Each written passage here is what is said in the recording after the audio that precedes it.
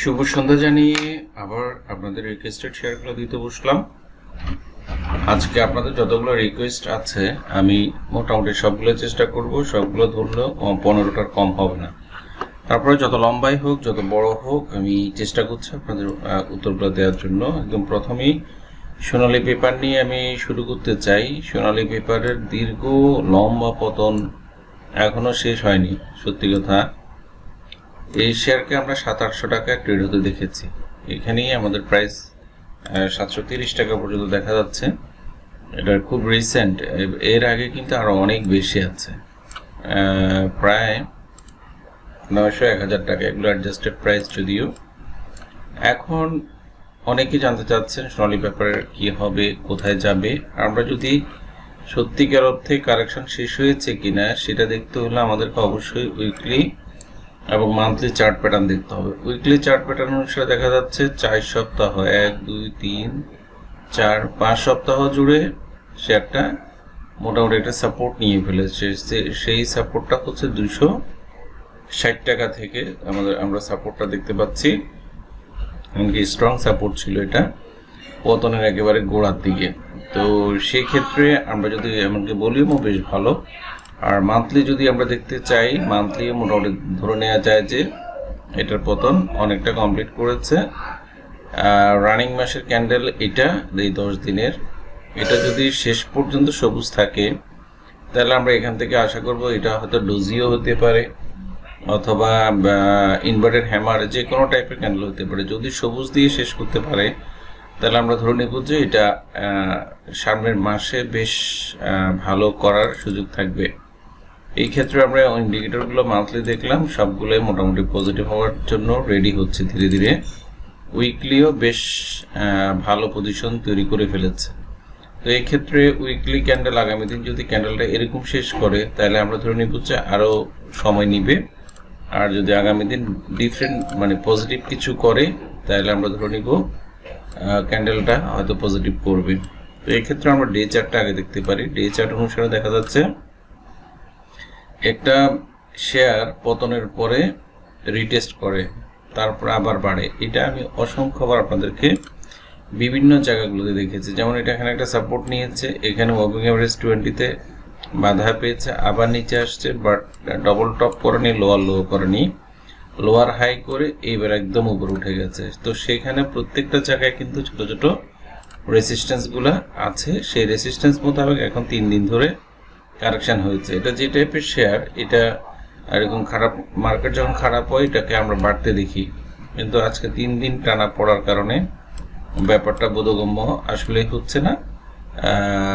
তারপর আমি বলবো ইন জেনারেল যে সাপোর্ট নেওয়া উচিত সেটা নিতে হলে শেয়ারটা 297 মানে 300 টাকার কাছাকাছিতে হলে স্ট্রং সাপোর্ট। সেই সাপোর্টে আসলে শেয়ারটা আবার নতুনভাবে বাড়ার জন্য প্রস্তুত হয়ে যাবে।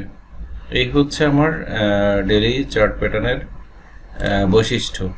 তো সেক্ষেত্রে আপনারা দেখে শুনে বুঝে সব কিছুই করবেন। আমি আমার যুক্তি দিচ্ছি, আমার যুক্তি দিয়ে আপনি বিজনেস করলে আপনার জন্য লস হওয়ার সম্ভাবনা থাকে। তারপরে এক ভাই খান ব্রাদার্স সম্বন্ধে জানতে চেয়েছেন।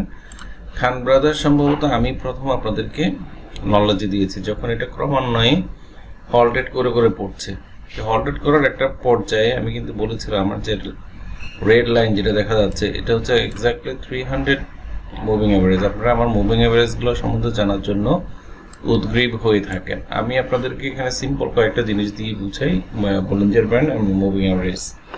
সেখানে RSI MACD যদি দরকার হয় ব্যবহার করে, আদারওয়াইজ না। তো এই ক্ষেত্রে আমি এটা যখন 3 দিন বা 2 দিন বাড়ার পরেও আমি বলেছি এটা একটা আপ সুইং ট্রেড হচ্ছে।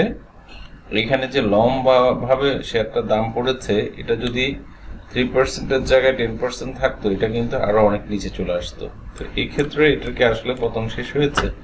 সোনালী পেপারের মতো যদি দেখতেই হয় তাহলে আমাদেরকে ভালোভাবে দেখতে হবে এটা আসলে কোন লেভেলে আছে। এক্স্যাক্টলি আমরা এই শেয়ারটার এখনো পূর্ণাঙ্গ পতন শেষ হয়েছে এটা বলতে পারবো না। এখানে একটা আপসুইং আছে, পড়তে পড়তে এখানে একটা সুইং ট্রেড হয়েছে, এখনো পড়তে পড়তে এখানে একটা সুইং ট্রেড হয়েছে।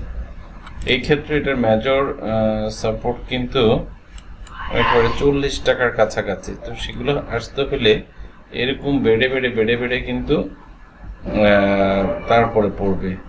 তো এই জায়গাটাও আসতে পারে, অথবা এখানে যে 74 বা 73 74 টাকা এই লেভেলটাও কিন্তু খুব স্ট্রং সাপোর্ট জোন। এই জায়গাটাও কিন্তু একটা লেভেলিং তৈরি করা আছে। তো এখন টোটাল আগে এই জায়গাগুলোতে আসতে হবে, আসার পরে আমরা ধরে নিব যে একটা শেয়ারের লাইফ সাইকেল শেষ হয়েছে। এখন কোনোভাবে এসব শেয়ারে ইনভেস্টমেন্ট বা ডে হিসাবেও কেউ ইনভেস্টমেন্ট করাটা আমি লজিক্যাল মনে করি না। এই হচ্ছে খান ব্রাদার্সের চিত্র। তারপর ওরিয়েন্ট ফার্মা সম্বন্ধে আমি গতকালকে বলেছি। ওরিয়েন্ট ফার্মা কয়েকদিন জুড়েই একটা পজিশনিং তৈরি করার চেষ্টা করছে। আমরা এখানে অনেকগুলো মুভিং অ্যাভারেজ ইউজ করছি, সেখানে একটা স্ট্রং মুভিং অ্যাভারেজ যেটা 100 ডেজ, এই 100 ডেজে এসে সাপোর্ট নিয়েছে, 50 ডেজে সাপোর্ট নিয়েছে, 20 ডেজের উপরে আছে। তো মোটামুটি অনেকগুলো সাপোর্ট স্ট্রংলি দাঁড়িয়ে আছে। আর প্রাইস পড়লেও ভলিউম অনেক ভালো হচ্ছে, আজকে টপ 20 ছিল। তো এইসব জায়গাগুলোতে সাইডে মুভমেন্ট ক্রিয়েট করে যে কোনো দিন বড় ধরনের একটা উত্থান দেখাবে। যেমন এইসব জায়গাগুলোতে আমরা বড় বড় উত্থান দেখেছি, এই টাইপের উত্থানের জন্য রেডি করে এর আগেও 2 দিন আগে হয়েছে। সো কারো যদি থেকে থাকে ওয়ারিড হওয়ার কোনো কারণ নেই, যেহেতু ভলিউম করছে যে কোনো একটা ঘটনা ঘটবে, না হলে এটা করার কথা ছিল না। এরপরে হচ্ছে আমরা ফরচুনটা দেখি। ফরচুনের গতকালকে আমরা এটাকে প্রায় হল্টের অবস্থায় দেখেছি, অনেকটুকু প্রাইস বেড়েছে, 2 টাকা বা তার চাইতে কিছু বেশি। কালকে ফার্স্ট এটা ব্রেকআউট করেছে। এটা রিসেন্ট যে আপ এবং ডাউন যে ক্লাইম্যাক্স গুলো ছিল সেটার ব্রেকআউট এক্স্যাক্টলি গতকালকে হয়েছিল। তো গতকালকে হওয়ার পরে আজকেই কিন্তু সেটা আবার রিটেস্ট করার জন্য নিচে চলে আসছে।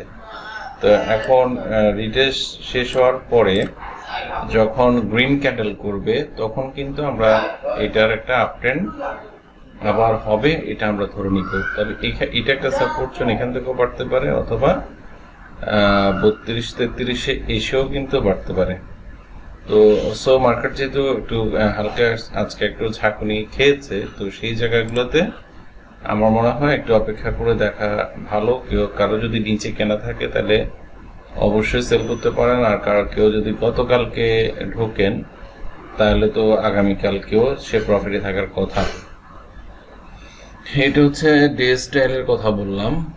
এরপরে আমরা দেখব আইপিডিসি নিয়ে আজকে 2-3 দিন ধরে অনেকে বলছেন, আমি কেন এগুলো অ্যানালাইসিস দিচ্ছি না। গতকালকে শুধু 3টা শেয়ার অ্যানালাইসিস দিচ্ছি, একটাই কারণ আমি বাজার নিয়ে গত 2 দিন ধরে বলছি যে মার্কেট কারেকশানে যাবে, সেটা সেক্টর ওয়াইজও হতে পারে, পুরো বাজারও হতে পারে।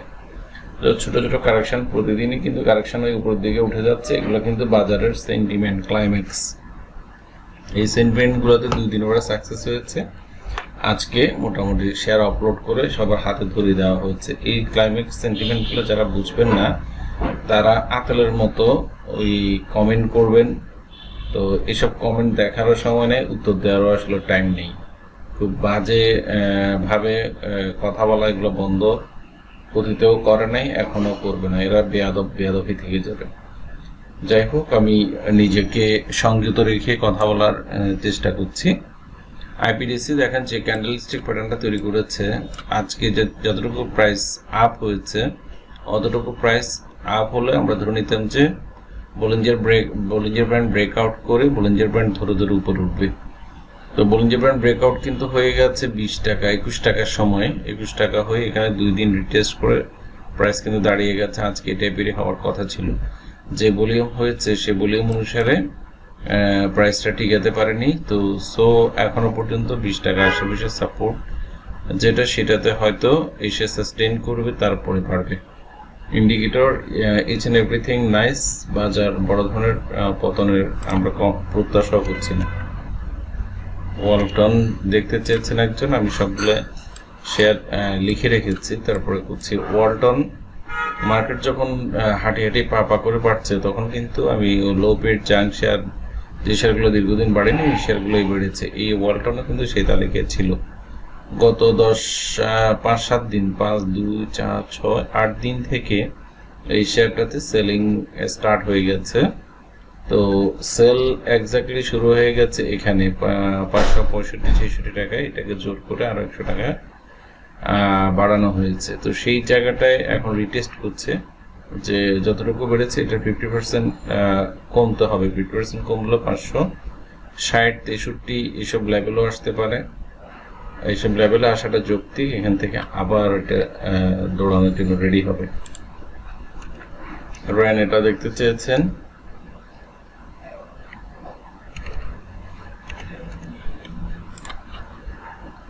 ফান্ডামেন্টাল শেয়ার একটু আগে যেটা বলেছিলাম এগুলো সবগুলো একই টাইপের প্যাটার্ন। এটারও সাপোর্ট জোন কিন্তু 700 টাকায়। 700 টাকা আসার পরে যদি বাড়ে আমি মনে করি এটা লজিক্যাল, ভলিউম অথবা আমরি কিছু নাই।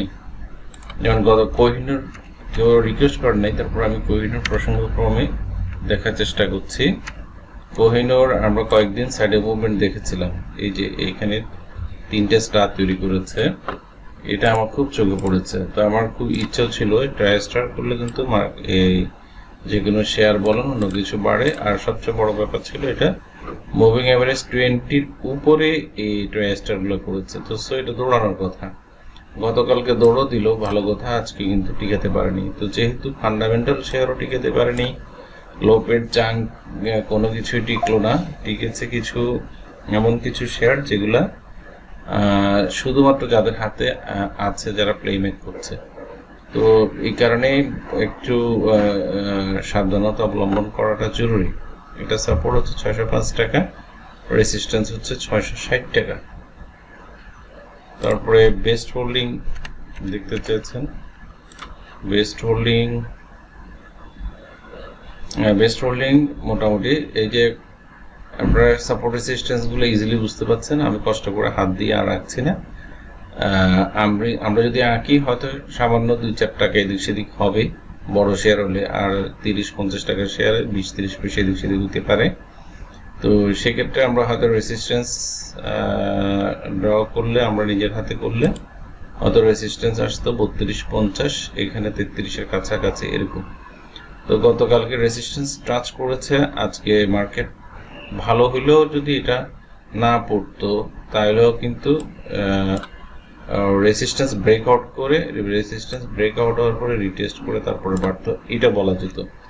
তো যেহেতু রেসিস্ট্যান্স টাচ করে পড়েছে, এখন রিটেস্টটা এই লেভেলও হয়ে যেতে পারে। এখানে সাপোর্ট ক্রিয়েট হতে পারে 31 টাকায়, আবার সাপোর্ট হতে পারে 30 টাকায়। দুইটা লেভেলেই কিন্তু দুইটা সাপোর্ট তৈরি হওয়ার সম্ভাবনা আছে। এখন একজন দেখতে চেয়েছেন নাই ক্যাপ আমি অ্যানালাইসিস অনেকবার দিয়েছি, সেই জায়গা মোতাবেক সবগুলা বিষয়ে হিট করেছে। যেমন আমি এটা যখন সাইডে মুভমেন্ট ছিল, আমি সবসময় বলেছি সাইডে মুভমেন্টের শেয়ারগুলোতে ইনভেস্ট করেন, ভালো একটা প্রফিট পাবেন। তো এখন সেটা মোতাবেক যখন আমি বলেছি এটা প্রাইস ছিল 31 বা 32 টাকা, তো আজকে এটা 37 টাকা পর্যন্ত যায়, তাহলে একটা 30 টাকা শেয়ার 5 টাকা বাড়া মানে অনেক ব্যাপার। তো সেক্ষেত্রে এটা মোটামুটি একটা উত্থান শেষ করেছে। আর বলবো মানে ছোটখাটো উত্থান, এটা অনেক বাড়তে হলে অনেক দূর বাড়তে হবে। ফান্ডামেন্টালি খুবই স্ট্রং একটা শেয়ার। আর এখন ছোটখাটো যে মাঝারি টাইপের সাপোর্ট বা রেসিস্ট্যান্স গুলো আছে সেগুলা বলতে পারি। ও রেসিস্ট্যান্স কিন্তু বড় ক্যান্ডেল দিয়ে পার করেছিল 34 টাকা 20 পয়সায়, এখন 35 টাকা 60 পয়সা। তো সো 34-20 পর্যন্ত এটা আসার একটা সম্ভাবনা আছে, তারপরে এটা আবার নতুন করে বাড়বে। আর ডিফল্ট গত কয়েকদিন আগে বলেছি, আপনারা পুরনো ভিডিওগুলো চেক করলে পাবেন। আর ডিফল্ট রেসিস্ট্যান্স ব্রেকআউট করেছে খুব সুন্দরভাবে, একদম জাম্প করে এখন রিটেস্ট করছে সাপোর্ট 33-50। আর যদি 33-50 ভাঙে দেন 31-32-এ চলে আসবে, 31 টাকা 40-50-এ চলে আসবে। আর সিপার নিয়ে নতুন করে কিছু বলবো না, কারণ ফান্ডামেন্টাল কোনো মেসেজ আমার কাছে নাই। সিপার টপ 20-তে ক্রমান্বয়ে ধরে আছে, এটা আমার আজকে ইন্ডেক্সের ভিডিওতেও বলেছি। তবে মুভিং অ্যাভারেজের বলিঞ্জার ব্যান্ডের হিসাব মতে সবগুলো সাপোর্টই ভেঙে পড়েছে। এখন নিয়ারেস্ট যে সাপোর্টগুলো সেগুলো যদি আমরা দেখি এস পার টেকনিক্যাল সাইট অনুসারে, তাহলে এটা মোটামুটি সাপোর্ট জন্য খুব কাছাকাছি জায়গায় চলে আসছে। এটা 87-88 টাকায় মেজর সাপোর্ট, আর বেশি পড়ার মনে হয় না খুব জায়গা আছে, কারণ এখানে এর আগেও এটা যতটুকুই পড়েছে, এখন যদি মেজর কোনো খারাপ সংবাদ না থাকে, এই লো করার পরে আর লোগুলো করে নেই, তো লোয়ার হাই করেছে। এখন এটা যদি এখান থেকে বাড়ে তা এটাও কিন্তু এটার লোয়ার হাই হবে, ডাবল বটম হবে না, তো ট্রিপল বটম হবে না। তো সেক্ষেত্রে আমরা আরো 1 টাকা কারেকশন হয়ে উপরে বাড়ার প্রত্যাশা করছি। যদি কোনো কারণে না বাড়ে স্টপ লস সাথে সেটাকে অবশ্যই দিতে হবে। লিগেসি সম্বন্ধে জানতে চেয়েছিলেন।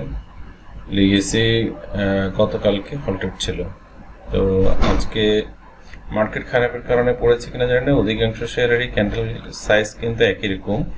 এইসব জায়গাগুলোতে পরের দিন যে ক্লাইম্যাক্স হয়, আরেকটা যদি এরকম সবুজ ক্যান্ডেলের সমান লাল ক্যান্ডেল হয়, তাহলে আমরা ধরে নিব এটি ইভিনিং স্টার হয়ে গেছে, এটা প্যাটার্ন কমপ্লিট, তখন পড়ে যাবে।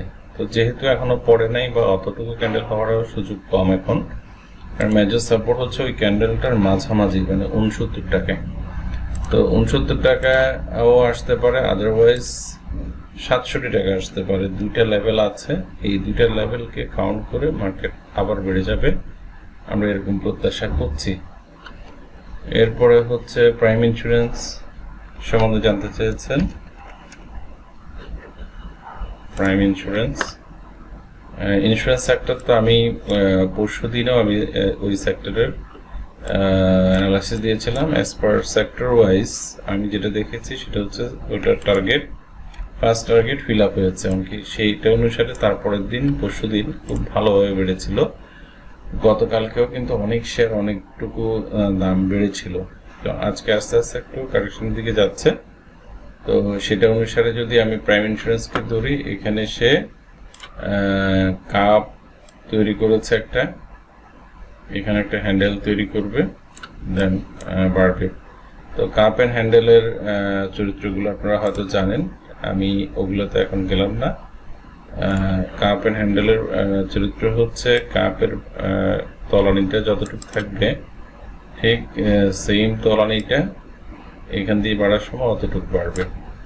তো সেটা ক্রিয়েট করার পরে আমরা বুঝে যাবে এটা টার্গেট 60 টাকা পর্যন্ত থাকবে প্রাইম ইন্স্যুরেন্সের, কারণ প্রায় 60 টাকার কাছাকাছি জায়গায় কিন্তু ওই যে রেজিস্ট্যান্স আছে, তাহলে এটা অনেকটা কাভার করছে, মিলছে।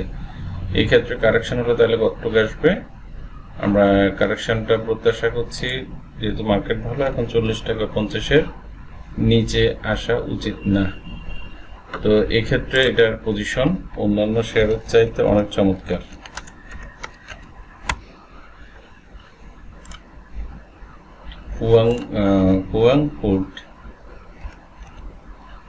হুয়াং সিরামিকটাও দেখি, একদম চমৎকার ক্লাইম্যাক্স তৈরি করেছে অলরেডি আজকে।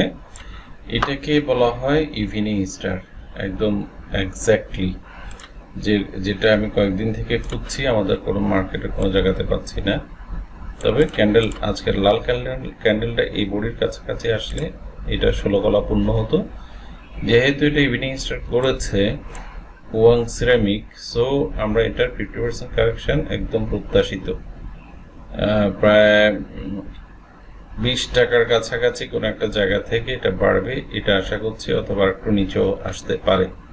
এই প্যাটার্নটা কমপ্লিট হওয়ার সম্ভাবনা অনেক বেশি হুয়াং সিরামিকে। হুয়াং ফুডটাও দেখতে পারি, হুয়াং ফুডের অ্যাজ ইউজুয়াল গতকালকে ভালো বেড়েছিল, আজকে অ্যাজ ইউজুয়াল একটা ছোট কারেকশন হয়েছে। এনগালফও করেনি, অথবা ডার্ক ক্লাউড কাভারও হয়নি, কোনো কিছু হয় না। এটা একটা স্বাভাবিক ক্যান্ডেল, যেটার কারেকশন 23 টাকা 70 পয়সা পর্যন্ত আসার জায়গা আছে, মানে মেজর সাপোর্ট। তো সেই হিসাবে এগুলো সবগুলোই প্রমিজিং শেয়ার। তো ধন্যবাদ, সবাই ভালো থাকবেন।